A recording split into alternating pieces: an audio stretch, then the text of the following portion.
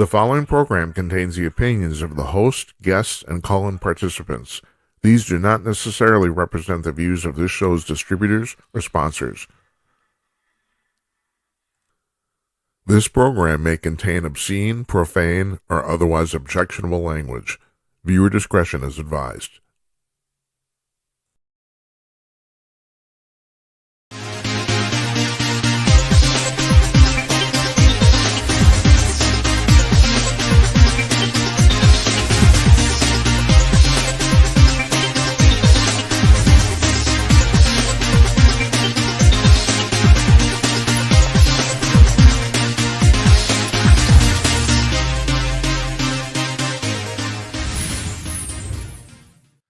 Howdy-ho, everybody. Coming to you cordless from glamorous Minneapolis. It's Monday night, January. God, I'm pathetic. I'm just freaking pathetic. It's January 12th. Now, I'm trying to memorize all this stuff before we start.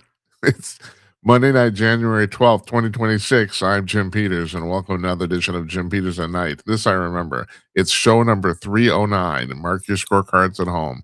Our guest tonight is John Carpenter, a man you may not have heard of, but he's been, over the last 30 years, one of the most influential people in studying and researching the UFO phenomena, specifically alien abduction.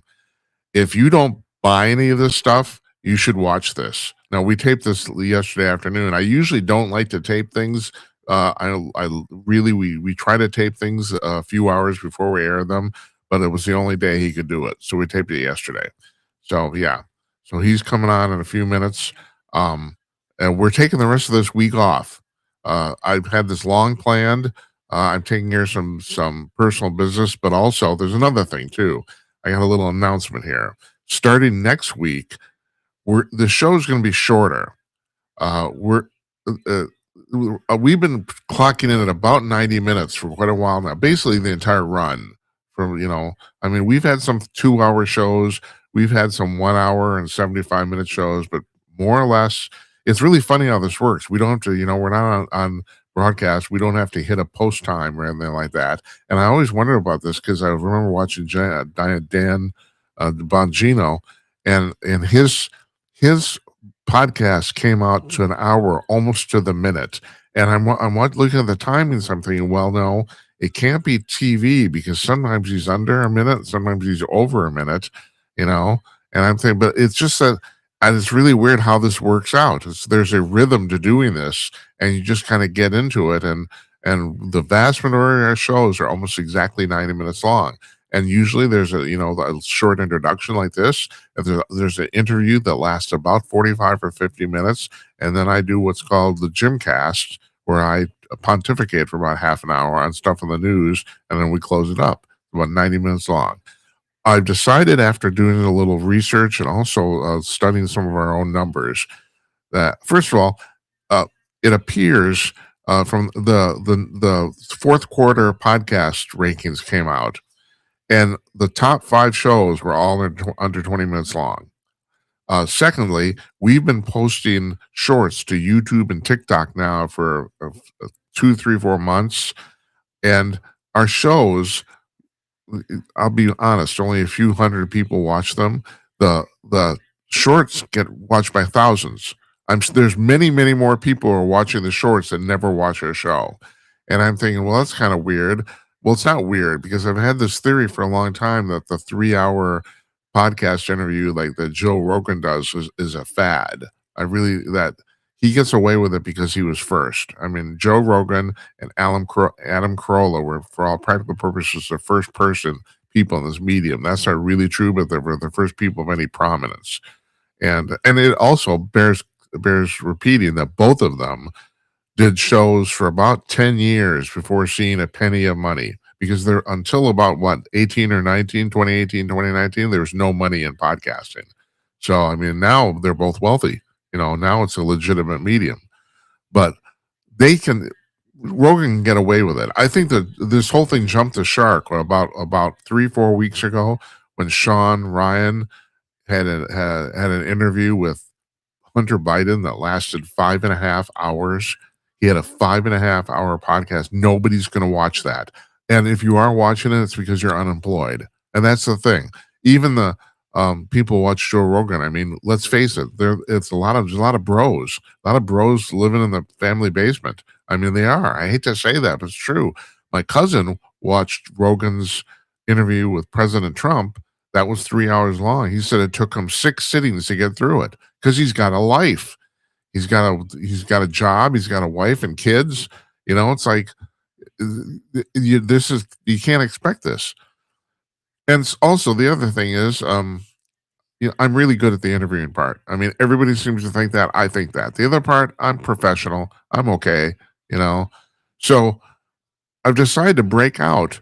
What was the Gymcast, the half hour of me pontificating, is going to be now down to less than 5 minutes. I'm going to do one single subject at the end of the show for a few minutes every night, and we're going to break that out into a separate thing called the At Night Daily Brief, and we're going to post that on YouTube and TikTok and the social media outlets and X as is. It'll be 3 or 4 minutes long. That's what we're going to do. And then the rest of the show, that should bring the show down to about an hour. And I think that's a pretty good length. I don't want to mess with the interviews. So, not much anyway. I mean, we got a pretty good rhythm going there too. So that's what's going on over here. That's going to happen next Monday, starting next Monday. Like I said, we're taking the rest of this week off. And then on Monday, our guest is going to be, and this is really amazing. This may not mean much to you, but I got to explain this. TAKI Theodorakopoulos is going to be our guest. Now you're wondering, who the hell is that? He's a Greek guy. He's 89 years old, but in his prime, that would be the 50s and 60s, this guy was world famous. He was known simply as Taki and still is, Taki. He wrote a column for The Spectator in London for about 40 years called The High Life. Matter of fact, I think he just quit it a few years ago, I think. Really. He was basically a professional playboy. He ran around the world and got into trouble and wrote about it. He was kind of like He was kind of like the Hunter Thompson of his day, and I don't know if that means anything to anybody anymore either. Thompson was around the 70s and 80s. Taki was around the 50s and 60s. Well, he's still around. He's alive. He's going to be joining us from Gstaad, Switzerland. He has a book out, and it's very aptly titled. It's called The Last Alpha Male, and he is. So I'm really looking forward to this. This is going to be a lot of fun. So that's on Monday. On Tuesday, the 20th, our old friend Niels Gravelius is back. This is going to be his third appearance on the program, or fourth. I can't remember. Private detective from Pasadena, California. And we'll talk about all the legal stuff that's going on. We certainly want to talk about the stuff going on in Minneapolis. And then there's this murder of this dentist in Ohio that got really weird. It turned out it's his wife's ex-husband or something like that. Anyway, the thing is, Niels is always entertaining. So that's going to be that. And then we are going to do a show on Wednesday next week. Haven't booked a guest yet. We're not going to be doing the show on Thursday. So, and then the following week, I don't know yet. Right now I have that scheduled Monday and Thursday only. And I think we might stick to that. There's a lot of stuff going on over here. I'm only, like Regis Philbin said, I'm only one man. So that's our story. I'm sticking to it. But now here's a better story that you're going to hear about 12 seconds. Here's John Carpenter, alien abduction researcher. Take it away.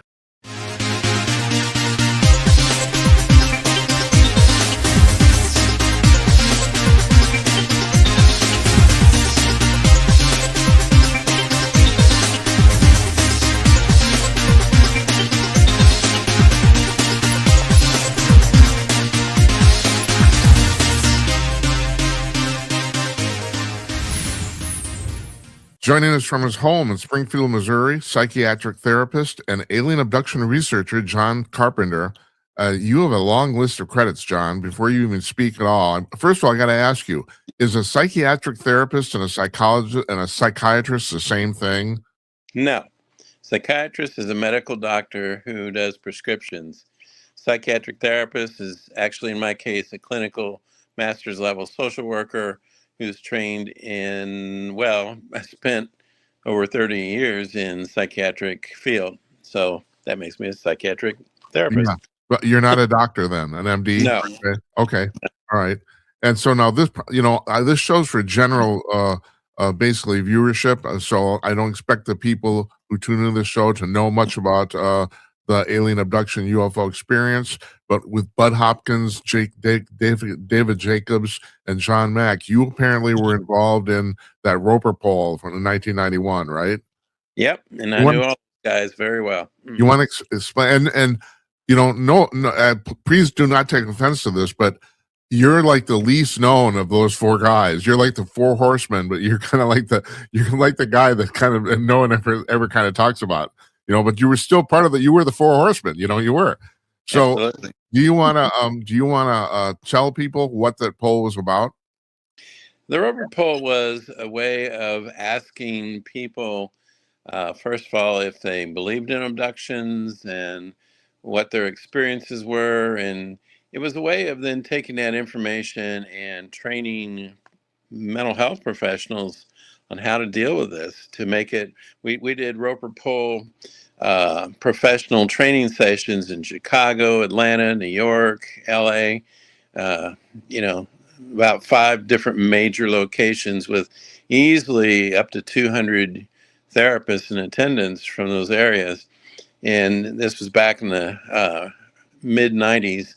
And we were determined to get everyone up to speed on the fact that this is a very real phenomenon. And people were experiencing what amounts to post traumatic stress, although they didn't know what the terror was. They just had all the symptoms of PTSD without knowing what the trauma was that they'd actually been through. By extrapolation, you guys came up with some numbers on how many Americans have actually been abducted, right? Pretty good guess, and of course, it always depends on how honest a person is and how legitimate their claim is. But we easily found thousands of people that felt like they had been abducted, and I'm sure there was a lot more that had no idea that they'd been abducted. Yeah. Do you have any idea what the percentage is? I mean, you're right.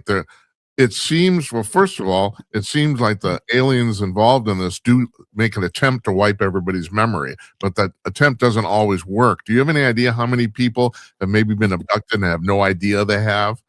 That's a very good question. Um, all I can say is they're still finding people all the time that for years and years and years, they still don't understand why they react a certain way or feel a certain way. For example, I had 2 people that had phobias of falling up. Now, how in the world do you develop a phobia of falling up? That's the strangest thing I've ever heard of. So how do Well, you?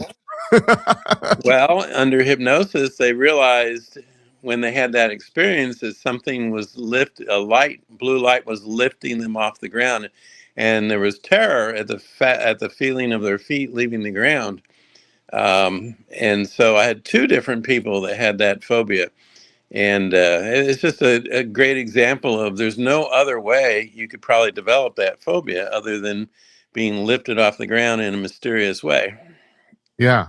So how did you get into this? What was your initial interest and what time? And Well, I read my first book on UFOs in the 3rd grade. My brother had bought a book on it, and I'd followed stuff, even the Betty and Barney Hill as it happened. And I was only hold it. I do have to ask you, John, forgive me, but in 3rd grade, what year was this? um, let's see, that would have been about 1963, 64. Because that is pertinent, especially you're talking about Betty and Barney Hill. So that case didn't really become public till like 65, right? Yep.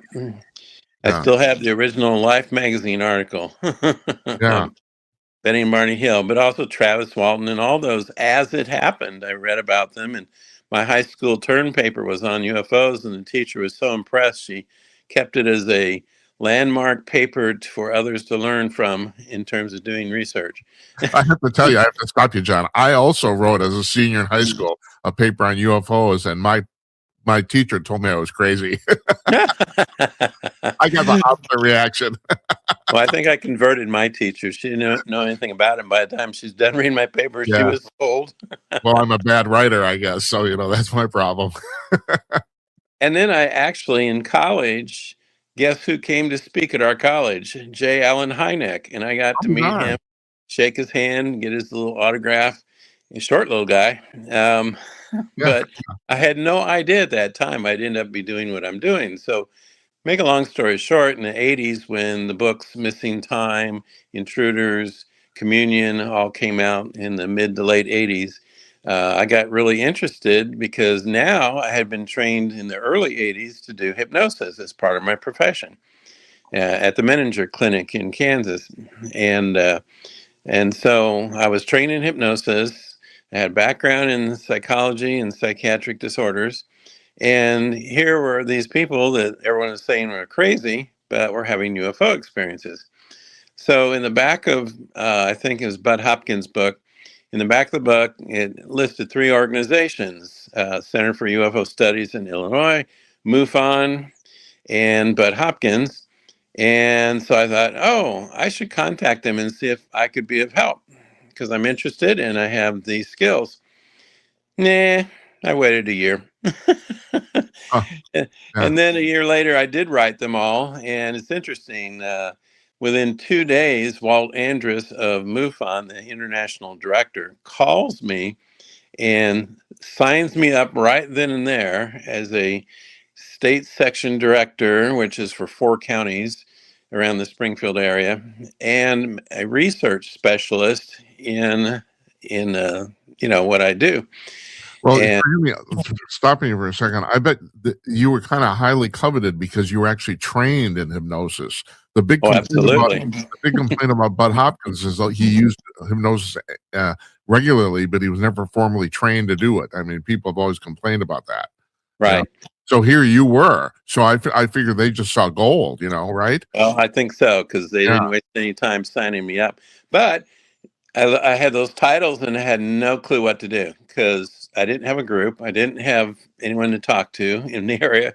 So I started reading books. And about a year later, um, I started getting some radio and TV interviews. And I went to a conference in Eureka Springs where they have an annual UFO conference in that area. And then I started to meet some people. But I forgot to tell you, 2 months after I sent those letters, Bud Hopkins calls me at home and says, "Oh, I need to talk to you." And I'm just like blown away. Here's this famous author calling me at home. Yeah. So we talked for about an hour, and we're discussing hypnosis techniques and all sorts of things. And I took a few of his tricks and made them a huge part of my approach. And what I'm talking about is um, people say, of course, hypnosis is very suggestible and therapists are sloppy and can suggest answers to the clients and can, make them remember all these things that they didn't really remember and bring out all this detail by being, suggestible and not careful. Well, I did just the opposite. I suggested all the wrong answers, which were completely logical. For example, so you see yourself in some other place, no longer at your home. Look around the room that you seem to be in and tell me what's in any of the four corners of the room. Well, their eyes look round and round and round and round, and then they apologize and they say, I'm sorry, there don't seem to be any corners in the room. I knew that. Yeah. So Right. it's always a round room. But I'm asking a logical question. Now, if someone's making it up, they say, well, in this corner I see this, and in this corner I see that. Right. Right. But no, they stuck to their experience and said, I'm sorry, it appears to be a round room. There's no corners. So by them sticking to the truth and what they experience, they ignore my suggestion to find something in corners and actually present the truth. Now, I'll give you one more quick example. This is a double trick. So they see a creature, and so I say, well, when he opens his mouth and speaks, do you hear a high pitched, medium pitched, or low pitched voice? And they stop and they think, So, well, he doesn't open his mouth, right? And I don't hear it with my ears. It's like I'm hearing thoughts, but they never use the word telepathy. They always had this really cool way of saying it's like I'm hearing his words in my head, but it's not through my ears. It's John, do you think that's because they don't know what telepathy is, or it's they don't associate it? They just aren't using that word. These are just regular people off the street, Right. and they're just describing their experience, which again is more valid than if they said, "Oh, it's telepathic." No, they never ever said the word telepathic. They always describe what they're feeling, what they're experiencing. So I would just do this over and over and over, keep suggesting, "You're laying on a table. Why don't you jump up and run?" I can't. I seem just, you know, um, I just seem tranquilized. So, Yeah. over and over and over, I'll suggest normal reactions, typical answers. I'll use the power of suggestion, and they don't fall for it. And to me, that proves legitimacy, because if you think hypnosis is suggestible and it makes people say what you want them to say, I just proved it. It never happens when I am suggesting the wrong answers, from research and from experience. So how many of these people have you done now? Hypnotized? Oh, A couple hundred? it's about 300 hours worth, and over 100 different cases. Because some cases I might do as many as 10 different sessions, Yeah. So Right. So some just one session, it can just you depends tell on us, is there like a typical, like stereotypical experience? Is there? I oh mean, yeah. yeah. And Yeah. can you go through it? What is it? Well, pretty much they're pulled off the ground in a blue beam of light. They may have been floated out a window or through a wall or whatever. It's like they're in a different realm already. When the beings surround them, it's like reality disappears and they can go And through all and windows. the typical beings are small grays? Yeah, I mean, I've had some reptilians and a praying mantis, and maybe a few tall blondes, but most always it was the little grays and tall grays. Um, and so they'd float them out outside and then up in a beam of light. And then next thing they know, they're in a round room that's illuminated by a light source they can never find, but it's bright. And they're on a table or watching one of their friends on a table. And and then there's some kind of maybe scoop marks or testing, sometimes a nasal implant, maybe some reproductive experiments. But the interesting thing was the whole time, the creatures are always sounding like a nurse in a doctor's office. "Don't move. It's fine. You'll go Right. home soon. Don't worry. This will be over quick. We'll have you home." But you won't think of it as this. You'll think of it as blah, blah, blah, and give them some other way to remember it. And they're suggesting, a different image or a different experience. And then next thing they know, they're falling back into their bed or back into their car or wherever they were. And they don't know where the last 2 hours have gone. So, I've done a lot of reading about this, and my impression is that for a lot of people, after the quote unquote examination's over, that the aliens will kind of warm up a little bit, and a lot of times say, "Do you have any questions?" Have you And because the questions people ask and the responses they get, if I had time, I'd write a book on just that, because it's absolutely fascinating what some of these people have said. Have you found this experience too, that some of your clients have actually asked them questions? Yes, they have asked them questions. The aliens didn't usually offer to answer any questions, but sometimes they'd answer them. Sometimes they just look at them and walk off. And sometimes they would give them an answer. Like Uh-huh. one time someone says, "Are you gods?" And they laughed. And if an alien can laugh, and he says, "Oh no, we're just another race of beings like you." Yeah, I read this one thing about this guy. He said he was abducted by like 8 foot praying mantis beings, and he said he asked them questions for 2 hours. And I don't know if you ever heard the story. And they answered all of them, except he did ask them, "Can you tell me about God?" And they said, "No, we can't." That's the only thing they didn't answer. They talked about the propulsion system, all that sort of stuff. He said he didn't understand any of it, but they did answer the question, you know. So where do you think what do you think's going on here? I mean, why is this happening? Well, it's interesting because even though my sessions would pretty much be the same kind of thing over and over, and my assistant that would sit in with me and make notes, we would just look at each other like we knew what was coming next. We knew what was going to be said next. We could predict every move. But the people going through it would have 100 different kind of responses. I mean, some would feel enlightened and amazed. Some would feel traumatized and victimized. Others would feel spiritually evolved. And I said, it's like if you send 100 people to a movie theater and they all see the exact same movie at the exact same time, and then you interview all of them when they come out from the movie. Do you think they're all going to say the same thing? No.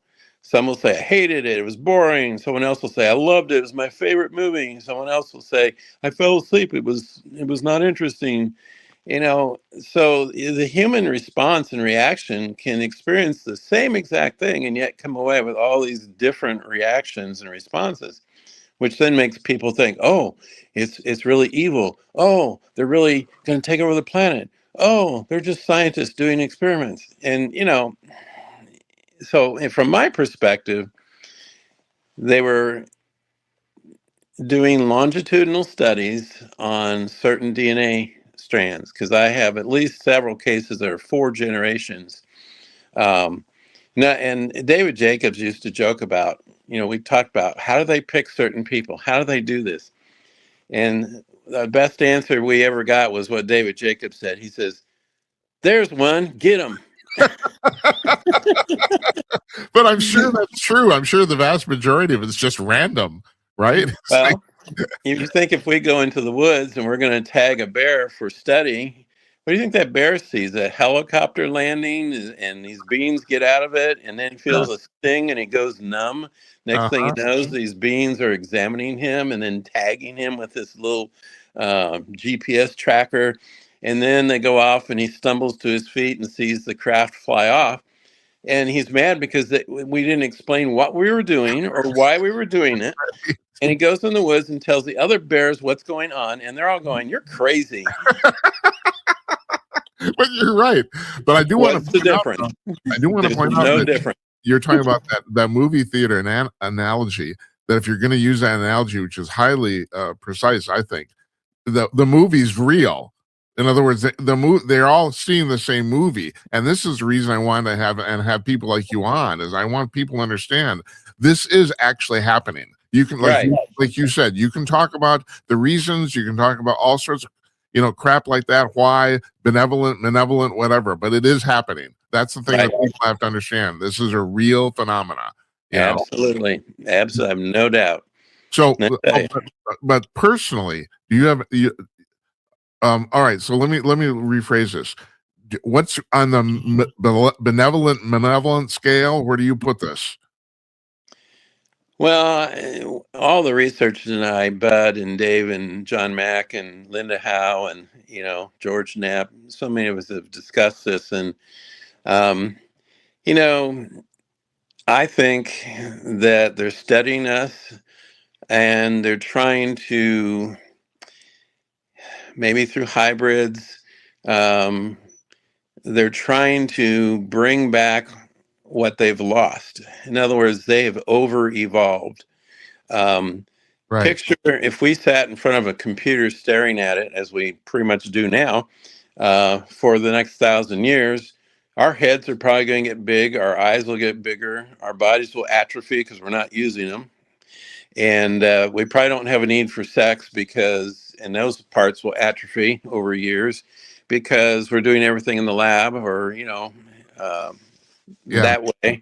We just control everything through technology and labs and everything. And we start to lose our human experience. Well, I think these creatures may have over-evolved, and because they're always interested in our emotions, how we react to things. They study our bodies and they take our reproductive elements, and I think they're trying to breed back in some of that stuff for their sake, not so much to hurt us. They do a very good job of trying to not bother our society and sneak in and out and tell us not to worry. And, if they wanted to take over, they would have done it 1,000 years ago. Right. Exactly. That's exactly right. And the other think they're going to soon launch an invasion. That's science fiction. I come to the conclusion, John, that on a daily basis, they're flying all over the earth. They're There's this, and there people say, well, how come so many of them crash if they're crashing? And I'm saying, well, yeah, if you got 100, all right, so we have 25,000 commercial flights a day in the United States, jets, right? We lose one jet every 2 years. Matter of fact, we lost one just recently. It was the first time in 4 years, which is considering how primitive what we're doing. We're literally pushing steel through the air. It's amazing how well it works. Well, if you're flying from 37 light years away, and probably from a mothership or something, but still, you're coming on Earth and you got all these little crafts. You're bound to lose something. I mean, it's just. And especially if you run into a lightning storm or something you're not used to, part of Earth's atmosphere, something or you're not tornado, used to. I have a theory that because another thing, some of the ETs supposedly told some of the abductors is that our radar screws their navigation up, and that's because it's so primitive they didn't even foresee it. That's the reason. That's what I think anyway. Yeah, just wait till we get to Mars and think we know what we're doing. Well, all right. This is a little off topic, but I got to ask you. I think there's a very good possibility Elon Musk's company will get to Mars before the American government will. Well, if they don't blow up 3 times on the way. Yeah, that's true. That's true. I'm still astonished they stuck that landing that booster on the very first try. I'm just looking at that. You got to be kidding. It seems crazy crap, But yeah. I have a friend of mine who works at NASA, and he's told me, well, they're doing the Artemis thing now, but he told me this about 10 years ago. He said, there's no way in hell we could do Apollo now because the bureaucracy is so huge here, we couldn't do it, which I just think is terrible. Just sad, Yep. So getting back to what you're talking about like why this is happening. One of the things I've read, you were talking about over evolution. I've read that one of the captors, abductees, asked, well, why are you doing this? And what they got back was a question, and they said, the question was, the ET told them, what would happen if evolution was no longer your friend? Which plays into exactly what you're saying, So the other thing I have to ask you is where they're coming from. Do you think there's this theory that some of these beings, or maybe all of them, are future humans? Do you think that might be true? You don't? No. Huh? Interesting. I'll tell you why. I mean, that's an interesting theory, but there's one big reason why that doesn't make sense. Leonard Stringfield, I met him and talked to him at length, and he told me a lot of stuff from his research. He was the guy that military people told secrets to. He has 650 independent military leaks, you might say, people telling him stuff. He told me there was at least 30 crashes and at least 30 bodies recovered. And he talked about one of the autopsies. And MUFON has a lot of this on record, by the way. You can read it. But I got to talk to him and interview him, and we were friends. He said that in the autopsy, the bodies were not like human bodies at all. They didn't have regular organs, no bones. It was very different kind of body. And he said it was more like a vegetable than a human. Interesting. Huh. Yeah. I'm under the impression, though, I mean, have you heard or do you know anything about this, is that it seems like we're starting to find out that the concept of DNA may be literally a universal construct, that it might be everywhere. Do you know anything about this, or do you have any thoughts on this? That makes sense. I mean, animals have DNA. We have DNA. I'm sure any living creature has some kind of DNA. Right. But the reason why I think it's a longitudinal study, that means that these little scientists are studying a particular strain of DNA over generation. Like this is Betty and Barney Hill. Betty Hill's niece, Kathleen Martin, She's been on the show. I've talked to her. Involved. One of Linda Howe's famous cases, Judy Doherty, that was in her Emmy Award-winning special with Dr. Leo Sprinkle doing hypnosis. I got lucky 10 years later, and with Linda Howe filming, did the daughter, Cindy Daugherty, who never believed her mother and thought her mother was half crazy, did remember the UFO and all that, but didn't think anything really happened. And then in her 3-hour hypnosis session with Linda Howe filming the whole thing, she validated every single detail Judy had come up with and much more, including when Judy saw her daughter on the table and cried out. Cindy remembers being on the table and her mother being hysterical through a window. John, could you explain this to me? Because I'm starting to think this is part of the phenomena, at least as far as here on our society. And that is, so you have a daughter here who says she saw the UFO but can't buy the rest of it. It seems to me part of the problem, especially when you come talk about, and we got to talk about this too, is what you call quote unquote disclosure, is there's a certain percentage of people that simply, for whatever reasons of their ego, religion, whatever reason, simply don't want to believe this. You can throw as much evidence in their face as you want. They're not going to buy it. Sure. And the reason why is they'd have to change their whole view of reality, and it terrifies them.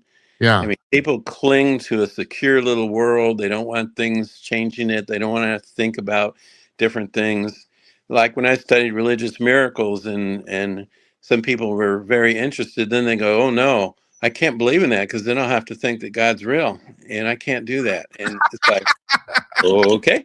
John, I have to tell you, when I have people on the show, when we talk about this, I always say, I can prove God's real. My proof, we're talking to each other. It's like, really, seriously, what do you think's going on here? It's like, Right. I mean, it's really overly simple if you ask me, but whatever, Let me tell you a little bit more. Not only did Cindy and Judy both saw a calf being lifted in the beam of light and mutilated on board the craft. I mean, that's a very important detail that now two witnesses had seen. And then I continued to work with Cindy by myself, and she had this phobia of dolls. She never could have a doll, wouldn't allow her own daughter to have dolls. And so we did a session that all of a sudden she saw this room full of hybrid children. And the hybrid children reminded her of those creepy old dolls, from the Yeah. 40s or 50s, that Right. had the weird eyes.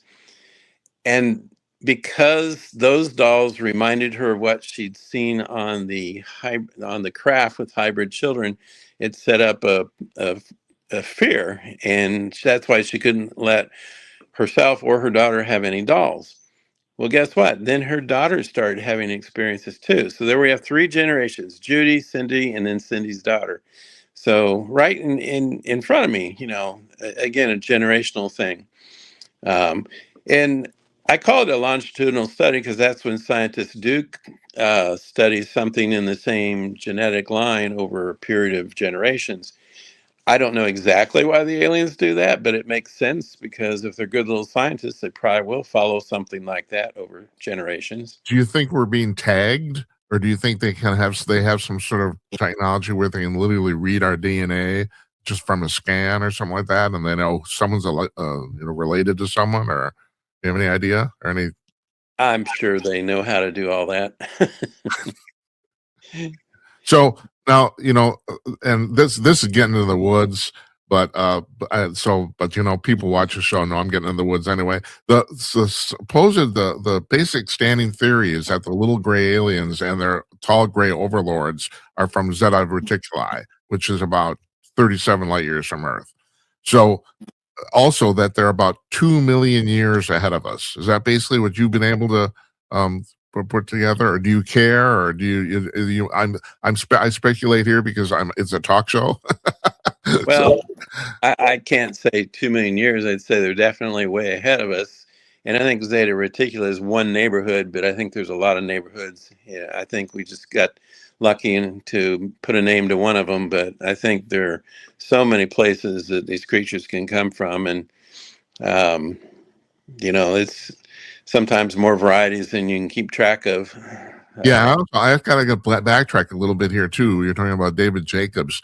He has actually had in his writings, he has taken a more malevolent turn than you and most other people do.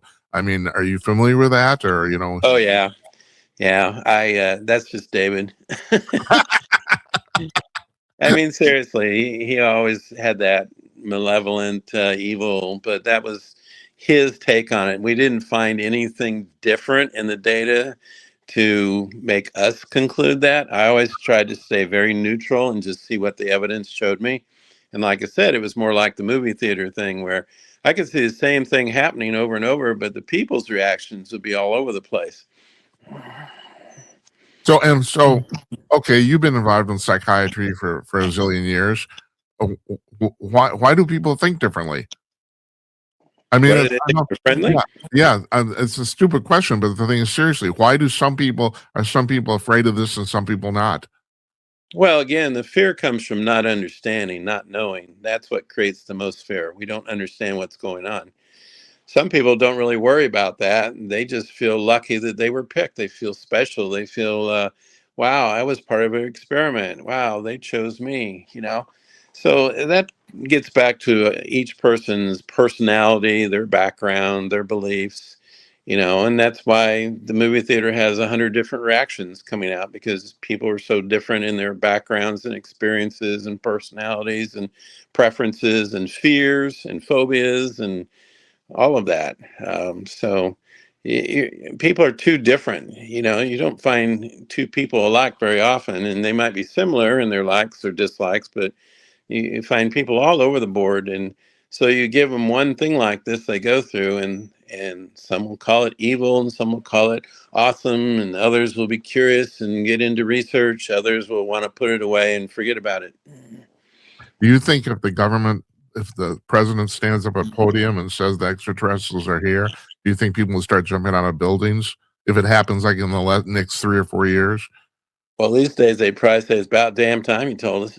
Well, that's what I would think too. I mean, all the constant polling seems to indicate Americans are becoming more and more accepting of this phenomena, at least of it being real.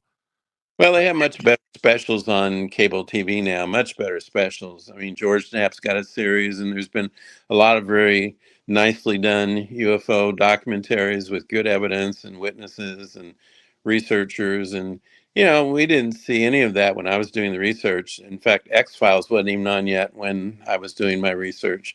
Um, and I was glad, because I wondered what people had seen or known before, and most people hadn't even seen a little gray before when I was getting Right. their drawings and stuff. Right. It is ironic that in a lot of fields, the data is more consistent and more reliable pre-internet. You know, Right. I don't know, are you familiar with Ian Stevenson, who did those studies on reincarnation of little children? I don't know if you know if you're familiar with him, but I met him. I met him. you did, huh? Yeah. He was on Bob Bigelow's secret science panel, Uh-huh. which I got to lecture in front of in Las Vegas, with a bunch of top people that some gave their names and some didn't. But uh, Jacques Vallée was there, and Ian Stevenson, and Hal Puthoff, astrophysicist, Yeah. and you know, others that I were. was actually quite amazed when, man, I mean, this has been my line for 30 years. I've had people telling me I'm crazy, but then this whole thing with the Nimitz thing came out in 2017. I've been telling people that the American government has at least 9 crashed extraterrestrial spacecraft. And just about a month ago, maybe about 6, 8 weeks ago, Puthoff in a podcast interview, he said, "No, we have 10." And I was actually surprised he said that, because I'm assuming he's under like 15 million security clearances, you know, but I was very surprised. Well, and Leonard Stringfield said that we have 30. Yeah. Yeah. Well, I And said at least 9, right. and he said that back in '93 is when he Right. said And I was also going to say, Stevenson died a few years ago. So this meeting you're talking about must have happened quite a few years ago, you know? Yeah, it was back in '95. Yeah. And Well, yeah, the thing, there are I, also 2 astronauts, Apollo astronauts, on Bigelow's science panel. mhm. Um, Ed, oh, It's terrible. I can't remember his name. Edgar Mitchell. Yes. Edgar Mitchell. And Harrison Schmitt, who was the geologist on Apollo 17. They're both in the room, and I'm lecturing to them Yeah. about kind of a summary of UFO activity, because Bigelow wanted me to catch them up on, you know, some of them knew a lot of stuff and some knew nothing. And so he wanted to catch them all up, and he picked me to give a slide presentation on the highlights of UFO research.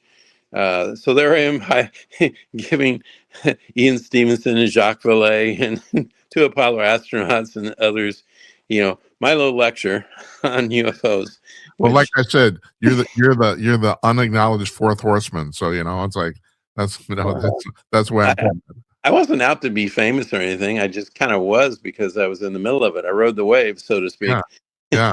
You were in the right place at the right time too. Yeah, definitely.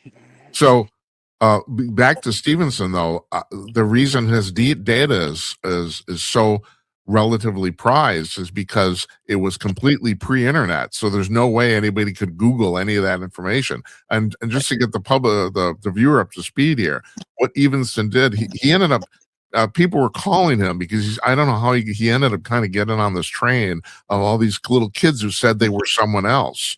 And he said, I don't have to tell you, but I'm going to tell our viewers here that all these kids were under the age of 5. That was between the 3 and 5 years old, and they would tell mommy, "Well, this isn't my real home." And then Evenson would, and he did it in person. He would come and visit these kids and interview them and ask them very specific questions. What was your name? Where did you live? Who you were married to? What did you do for a living? What did you wear? Right. It was all sorts of stuff. And this is the 60s and 70s.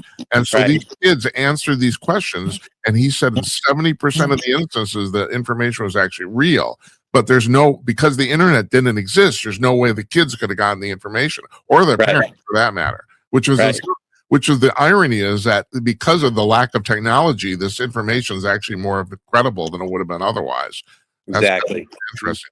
Now, I have to tell you, I had a friend of mine who was on the show regularly. His name was Jazz Shaw. I don't know if you're familiar with him. He was a UFO writer for quite a few publications, like The Debris and all that sort of stuff. He passed away about a year and a half ago, and he was connected to the Pentagon. And so he was telling me this when I heard, and you've probably heard this too. I've heard this, but he was telling me this directly. He said he had firsthand knowledge of it, that there's a struggle in the Pentagon because there's a certain percentage of the guys working there, I'll say guys, women too, who don't want to acknowledge the UFO phenomena because they think it's literally evil on a totally religious basis. I mean, these are highly religious people who think that this is literally the work of the devil. And you've done that's the reason I actually want to talk to you about this, because you've actually done some work on religious matters, religious paranormalism, or whatever I call it. Yeah, I mean, people have often called some of the aliens, like the tall blondes, are actually angels. They're trying to make them that, or the little grays are actually demons. And no, I've studied both extensively, and it's two parallel, separate, set of things. They do not overlap at all. The aliens are another race of beings. Yes, they can be killed. Yes, they can have bodies. Yes, they can have injuries. Yes, their crafts can crash. They're not, you know, uh, um, indestructible or divine. Nothing like that. And true with demons, you don't need an exorcist to get rid of them. They just fly off. I mean, it's just not at all the same. But people will try to make it that way because they're trying to explain it. And like I said, when people have something that challenges their way of thinking, then they try desperately to fit into some box or match it up to something else that they think might be related. And you see this all the time with conspiracy theories and stuff, how they try to make something related to something else when there is no connection actually. So having studied both extensively, no connection. Yeah, but the funny part, John, is I get accused of being a conspiracy theorist just because we're talking about this. Well, I stick to the facts, and that helped me a lot because people say, "Well, what do you think this is?" And I go, "I don't know. I'm just gathering the information and seeing where it takes us." Yeah, I got to admit, I do the speculation, and I do that because I just do. I had Stan Gordon on the show about 2 years ago, and he's doing mostly Bigfoot stuff now. But the thing is, and also I have a friend of mine who comes on the show regularly, his named Larry Newman. He's in Joplin, Missouri. I don't know if you know him. He works with the Bigfoot Field Research Organization. So Stan told me, and actually we should talk about this because it isn't actually off topic. He told me that he's talked to a million people who've seen Bigfoot, you know. And the thing is, and he said, and I've heard this from many other people too, that a lot of people have seen Bigfoot literally disappear right before their eyes. They're Yep. standing there and they're gone. And Yep. then the question is, well, first of all, is that really happening? And secondly, how the hell can that happen? My friend Larry thinks Bigfoot is just a regular undiscovered primate, and there seems to be a lot of evidence to indicate that. But I couldn't get Stan to extrapolate or speculate on what was going on. He just said no, and I gotta admit, I gotta admire him. He said, "I'm a journalist." He says, "I'm an investigator. I'm not going to try to pretend that I know why this is happening. All I know is it's happening." You know. Well, there's a lot of dimensional portals, dimensional holes, you might say, and we've seen crafts fly in and out of them. On Skinwalker Ranch in Utah, they've had everything come in and out of portals, including a Bigfoot there. John, Was have you seen. been there? Have you been there? No, but I knew Bob well, and he told me a lot of stories. I have to tell you, my friend Chaz, he was Mhm. invited to go there and he declined because of, he said, and I've heard this too, that every single person that goes there ends up taking some of the stuff home. I don't know if you've ever heard Mhm. that, you know? No, and they have so much going on there. I wouldn't be surprised, but because they have, ghosts and paranormal stuff, and just there's all sorts of things. It's like a big gaping hole with a lot of dimensional things come through. Now, even back in the 60s, I remember reading stories where Bigfoot would disappear in a flash of light with a UFO nearby, and I've heard that several times. Um, I've heard of them disappearing, just right in front of your eyes, and appearing also in the same way. So I do think there's some kind of dimensional thing. They might be a type of creature that's been on our planet, but maybe also taken off our planet and brought back. I don't know. But there's something odd about that. Um, they definitely exist. There's plenty of evidence, and it never stops. And when Yeah. something never stops, something got to be something to it. Well, Larry is a police investigator by training, and Bigfoot Field Research Organization, kind of like you with hypnosis. That's the reason they wanted him, is because he knew formal investigation protocol. And he said he didn't believe the Bigfoot thing at all until he was in the Ozarks in the middle of the night, pitch black, and he said we had a infrared camera going. You couldn't see anything, but through the infrared camera, he said he watched Family of Bigfoot for an hour, and he said after that he was convinced. You I know, would think so. yeah, yeah. Yeah. So you like I said, you've also done some stuff on religious phenomena, and Mhm. and first of all, I have to ask you, there's a lot of people who think the near death experience and the UFO experience in terms of some sort of dimensionality might be kind of sort of the same thing. Do you have any thoughts on that at all? Well, again, they're See, this is the they're terrible both thing, John. both supernatural. I'm asking you to speculate. No, it's okay. It's just that again, people try to blend two separate different processes. Yeah, and I don't know if they should be blended or not. This is not a No, loaded question. I actually don't know.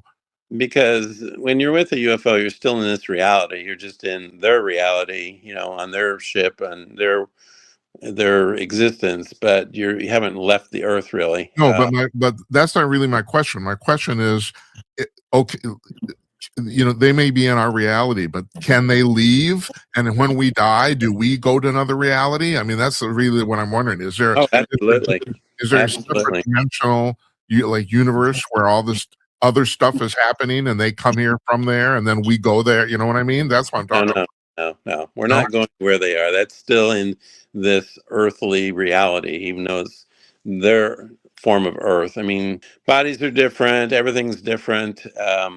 I have a book. One of my books is called "The Intense Reality of Eternity."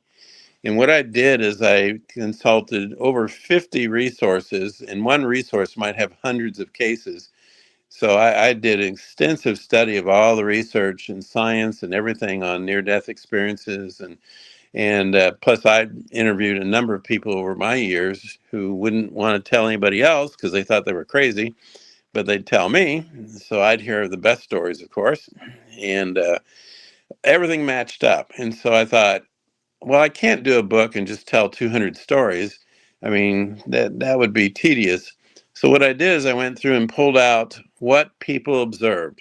like testimonies, quotes from their experience. Not what they thought it was, not what they assumed it was, but what they actually saw or experienced. And over a year, I collected this and collected this and collected this, and then I took all the quotes and had them in different categories. For example, like the gates of heaven. One person says, it's like a giant pearl. Another person says, it looks like they melted pearls and threw them at that wall. Another one says, it looks like they smeared pearlescent icing on that wall. And these people are all saying the same kinds of things in a similar way, but not with the same words. And That's what I did, and what that's I because did, it's an undescribable experience, basically, right? right? They're trying to describe what they see, but they don't know what to call it. Right. Uh, and so what I did in this book was I took thousands of quotes and I lined them up in order so that you take one journey as illustrated by hundreds of people, because everybody has like a piece of the puzzle. So if you put all those pieces together, you're going to get a really full picture, and you're going to be amazed at how the details, even the tiniest details, like the grass is extremely green and seems to glow from within, and people were describing that over and over. I mean, you may not have even heard anything like that before, but here you have 15 people saying the same thing, and they could be from 5 years old to 80 years old. They could be Muslim, they could be Buddhist, they could be Hindu, they could be Islam, they could be Christian, and many atheists. For example, I have three quotes right back to back to each other. One is from an atheist, one's from a believer, and one's from a person blind since birth. Oh Listen, man. Oh, blind since birth, and they all three saw and described exactly the same. that's mind blowing that somebody should be has never seen anything and then ends up dying and seeing something. Right. That's my. I mean, I've heard of that before, but just the fact that you've talked to something like that, I find that just incredible. That's amazing. So my whole book is nothing but quote after quote after quote through heaven, through hell, and through purgatory. Um, and that's because the evidence, I collected the evidence and followed it, and I put it all together. So instead of reading 54 books and thousands of cases, you get it all in one book, concise, to the point, and write each quote next to each other, taking you one journey illustrated by hundreds of people. Is that book for sale, John? Oh yeah, it's on Amazon. I looked for your books on Amazon. I couldn't find them. Well, if you put my name in, put John S. Carpenter. Otherwise, you'll get the movie director. Yeah, that's probably what happened. I put in John Carpenter UFOs or alien Yeah. abductions. I think. No, put John S. Carpenter, and better yet, just the title of the book, What is the that? the intense reality of eternity. So now there's a lot of people who have had these near-death experiences. A lot of them say, first of all, that there's no such thing as hell, and then about 10 or 20% of the people that have them said their experience is actually negative. So, did you draw any conclusions regarding that? Well, the people who deny God, make fun of God, and preach against God, they are often shown a glimpse of hell. Now, if they went there, they wouldn't come back, but they were shown things or maybe stayed there for a little bit. And I tell you what, none of those atheists came back atheists. They're all believers. Yeah, yeah, Uh, and one was, I believe his name is Ibn Alexander. yeah. Right, I know him. Yeah, he wrote a book. Yeah, Right. Proof of Heaven. And he had Was, that was he an very atheist? vivid, huh? Was he an atheist? Oh, yeah. At first, he was this neuroscientist that didn't believe in any kind of spiritual stuff. And I didn't know that. oh yeah, and after he went there, he said it's as real as anything you can ever experience. And he said, and you can have science and religion, absolutely. He says, I do now. And he was shown hell because he didn't believe in anything, and then he was shown heaven too, and then he came back. And so that's why he has powerful speech, because he didn't believe any of that stuff, and he came back fully believing, and he had all the credentials in science and everything to say, hey, this stuff is real, and you better believe it. So, shall So I I quote him in my book too. I mean, he's one of the quotes, many quotes from him, you know. shall I extrapolate and think that maybe hell is literally the nullification of your soul, where you don't exist? Well, hell is torturous. It's awful.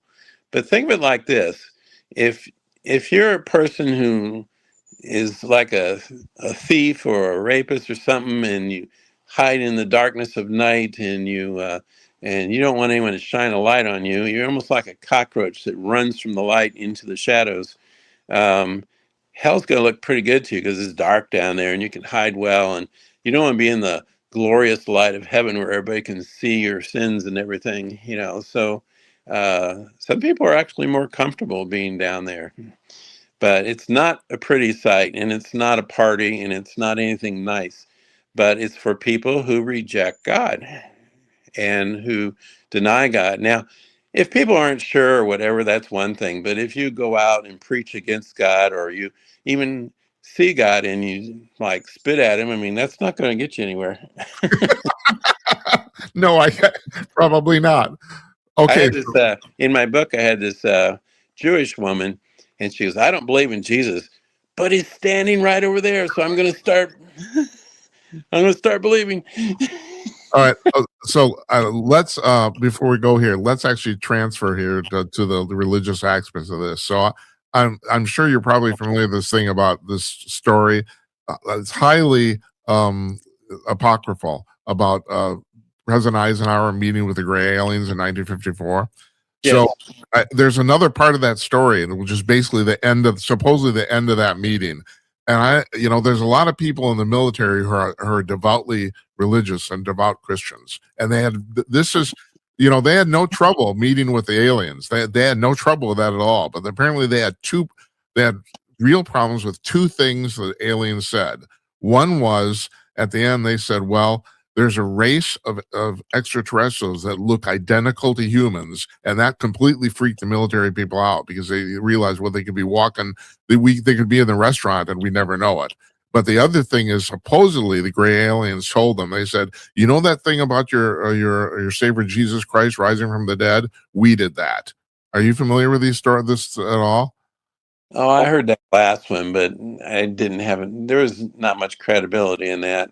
Um, no.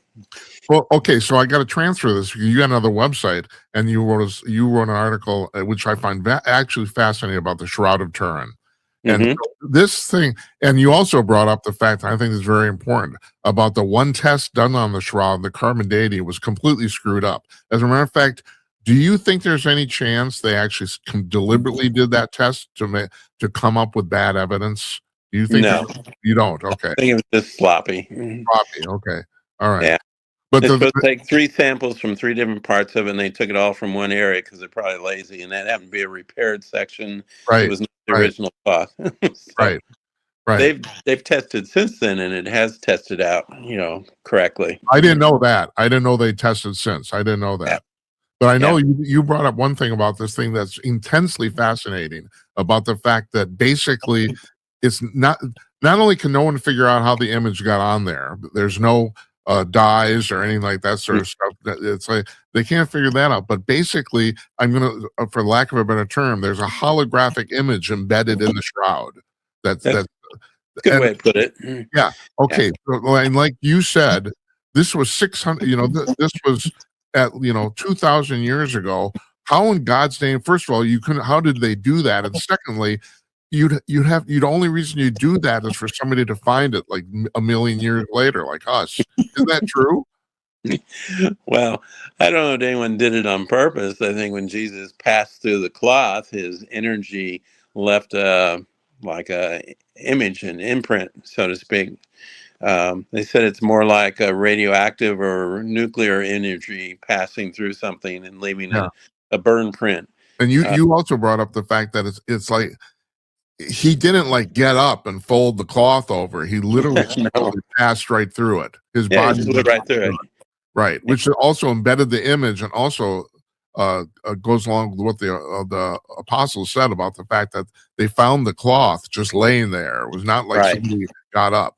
Yeah. Right. Exactly. Right. And let's end with this. So it appears that the Vatican is trying to get out ahead of the extraterrestrial situation. I mean, I don't know if you've been following this. In 2017, the chief astronomer of the Vatican, he said he acknowledged the fact that in the Vatican newspaper that extraterrestrials might be real. It's obvious that the Pope either instructed him or let him do that, because there was no particular thing that prompted it. And even recently, was it Pope Francis or something addressed it or something? I think they're concerned that people might abandon the faith if they find out this is true. But I mean, first of all, do you think that's true? I mean, do you No. think? I mean, I don't think that people are going to abandon the faith. If anything, they'll become more religious.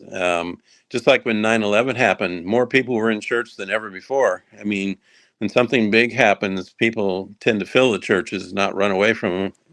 And I'm going to ask you your opinion here.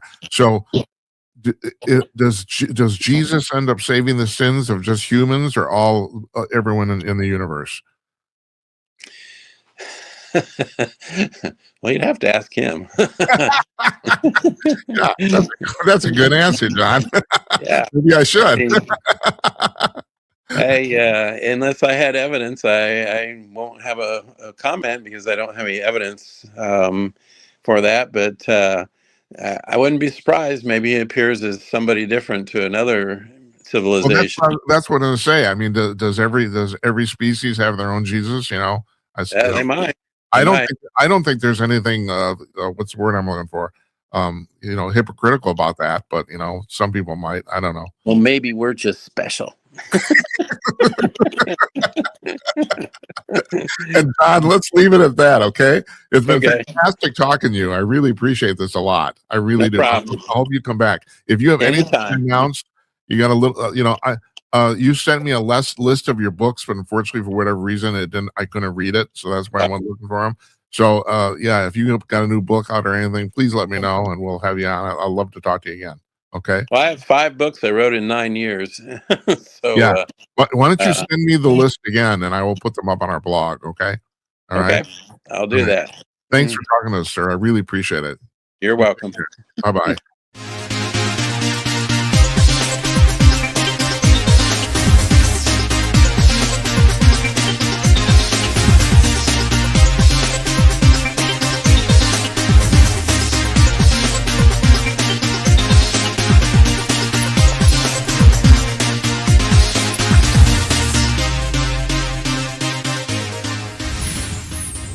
Mr. John Carpenter there.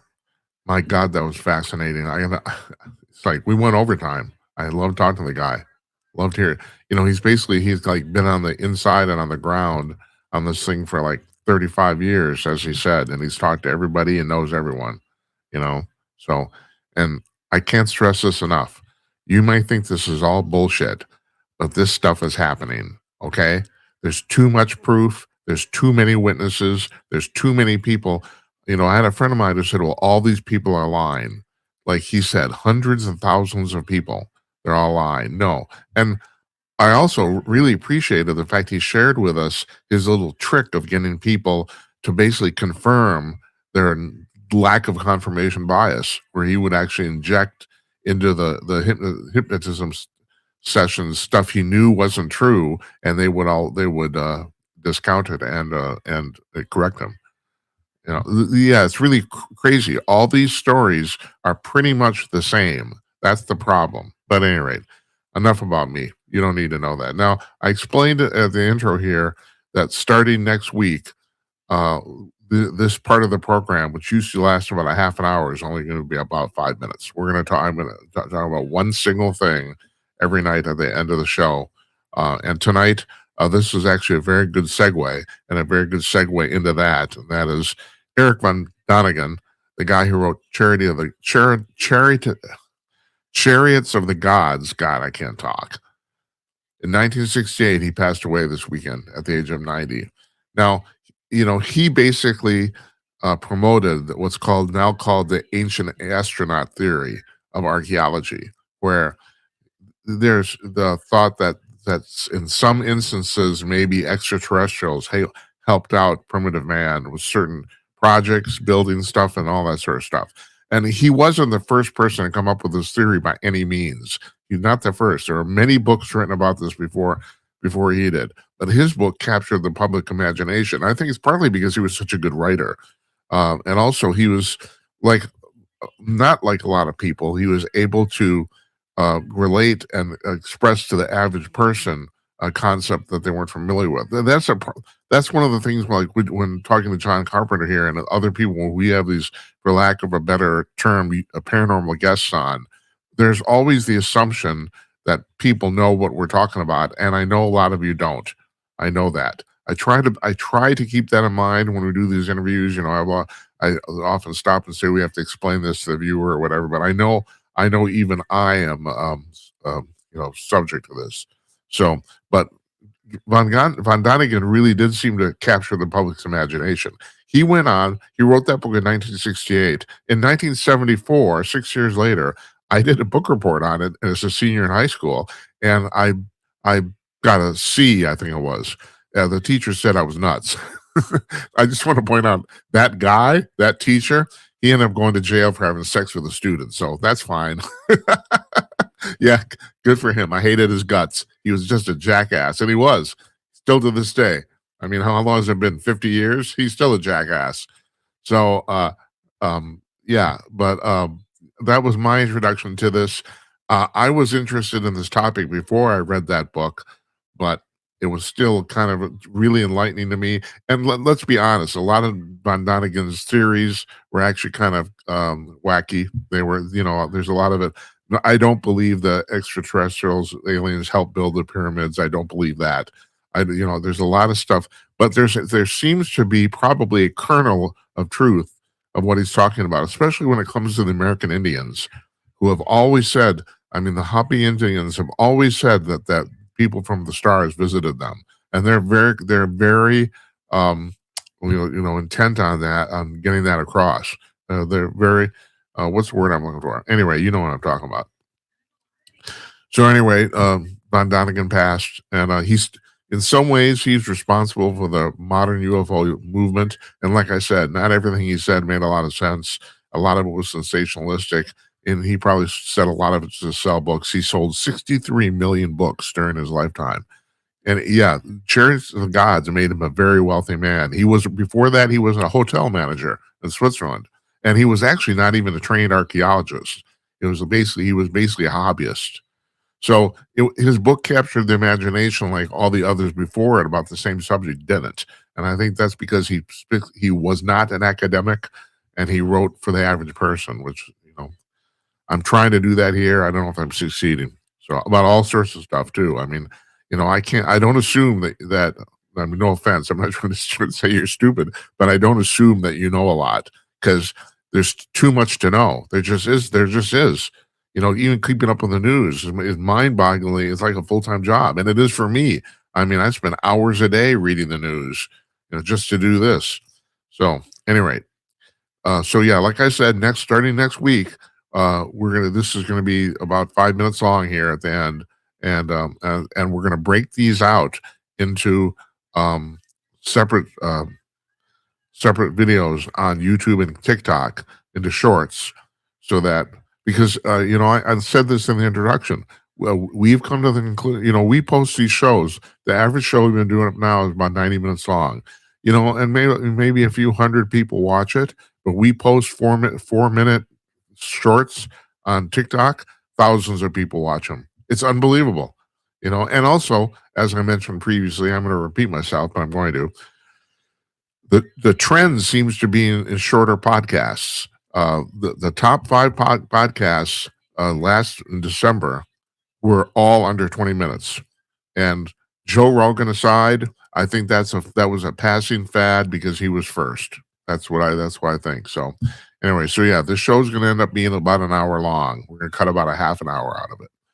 And our guest on Monday, the 19th, is TAKI. Oh God, I got to look because I can't ever pronounce his last name, even though nobody uses it. It's TAKI Theodorakopoulos, known as TAKI. And he's a Greek guy. He was extremely famous in the 50s and 60s worldwide. He wrote an article, a column for The Spectator out of London called The High Life, and he lived the high life. I mean, he was basically a professional playboy, but he did a whole bunch of really cool stuff. He started the American Spectator magazine with Pat Buchanan. Let me see what I got here. He founded his own magazine, Taki's Magazine, in 2007. It's still running. It's at takimag.com, TAKIMAG. And it's pretty entertaining. He's 89 years old. He's going to be joining us from Switzerland. He was supposed to be on tonight, but it turns out because of the Switzerland thing, we had to figure out how to do that. And so we put it off a week. So anyway, and then on Tuesday, the 20th, our old friend Neil Gravelius, LA private detective, is going to be joining us. So we got all sorts of stuff to discuss. We got this stuff going on here in Minneapolis. We got the dentist murder in Ohio. It's like Nils is always entertaining, always has a fresh take on stuff. So I'm looking forward to seeing him too. We're taking the rest of this week off. I got personal business, but like I said, it's partly to get our shit together. We're basically revamping this starting next week. So I really appreciate you watching very much. Thank you I mean, it means the world to me, and I really appreciate it. And I'm terrible about this. If you get a chance, subscribe to our show. I would suggest either Rumble or YouTube. The thing about getting the show down to under an hour is then we can post it on TikTok, because you can't post videos on TikTok over an hour. So that was one of the things that factored into this decision. And so, the show will be on TikTok now. Up till now, we've been running only shorts there. But starting next week, we're going to be posting the whole show on TikTok.